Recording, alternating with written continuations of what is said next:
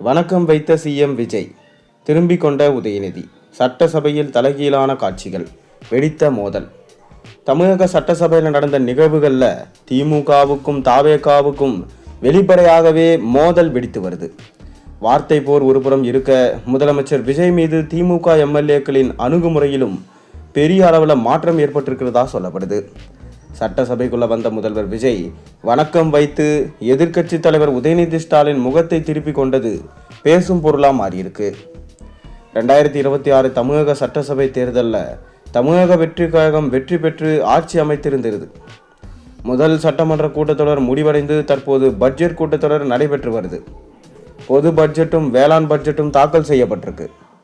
இதில் தமிழ்நாடு முதலமைச்சர் விஜய் தலைமையிலான அமைச்சர்கள், எம்எல்ஏக்கள், கூட்டணி கட்சியினர், திமுக உள்ளிட்டோர் எதிர்க்கட்சியினர் பங்கேற்றாங்க. இந்த கூட்டத்தொடருக்கு முதல் நாள் உதயநிதி ஸ்டாலின் கைது செய்யப்பட்டிருந்தார். அது தமிழகம் முழுக்க பெரும் அதிர்வலையை ஏற்படுத்தியது. நீதிமன்றம் தலையிட்ட நிலையில் உதயநிதி ஸ்டாலின் சிறைக்கு செல்லாமல் பட்ஜெட் கூட்டத்தொடரில் கலந்து கொண்டார். இந்த நிலையில் முதல்வர் விஜய் மீது திமுக எம்எல்ஏக்கள் காட்டும் அணுகுமுறையில் மாற்றம் ஏற்பட்டிருக்கிறதா சொல்லப்படுது.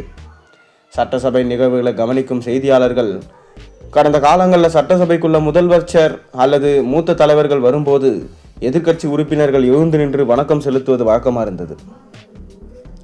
ஜெயலலிதா, எடப்பாடி, ஸ்டாலின் உள்ளிட்டோர் இருந்தபோதும் கூட திமுக, அதிமுக எம்எல்ஏக்கள் எழுந்து நின்று வணக்கம் செலுத்துவாங்க.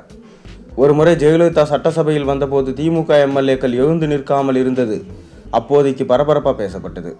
இதற்கிடையே கடந்த சட்டமன்ற கூட்டத்துக்குள்ள நடந்தபோது முதல்வர் விஜய் சட்டசபைக்குள்ள வரும்போது உரிய மரியாதை அளிக்க வேண்டும் என திமுகவுக்கு அறிவுரை வழங்கியது.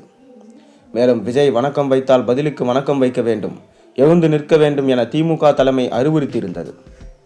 அந்த வகையில் விஜய் முதன்முறையாக சட்டசபைக்கு வந்தபோது திமுக முன்னாள் அமைச்சர்கள், மூத்த எம்எல்ஏக்கள் எழுந்து நின்று வணக்கம் செலுத்தினாங்க. இதையடுத்து பின்னால் இருந்த மற்ற உறுப்பினர்களும் எழுந்து வணக்கம் செலுத்தினாங்க. ஆனால் தற்போது சட்டசபையில் நிலைமை தலைகீழாக மாறியிருக்கு. திமுகவுக்கும் தமிழக வெற்றி கழகத்திற்கும் மோதல் வெடித்திருக்கும் நிலையில் பட்ஜெட் கூட்டத்தொடர் தொடங்கியிருப்பதனால திமுக அணுகுமுறையை மாற்றியிருப்பதாக சொல்லப்படுது.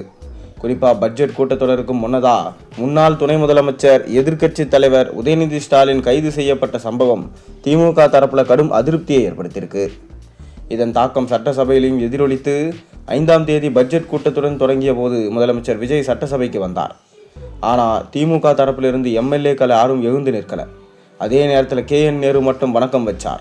அடுத்த நாள் சட்டசபைக்கு வந்த முதலமைச்சர் விஜய் ஆளும் கட்சி எம்எல்ஏக்கள் மற்றும் அமைச்சர்களை பார்த்து வணக்கம் தெரிவித்தார். தொடர்ந்து எதிர்க்கட்சி உறுப்பினர்கள் அமர்ந்திருந்த பகுதிக்கும் சென்று வணக்கம் தெரிவித்தார்.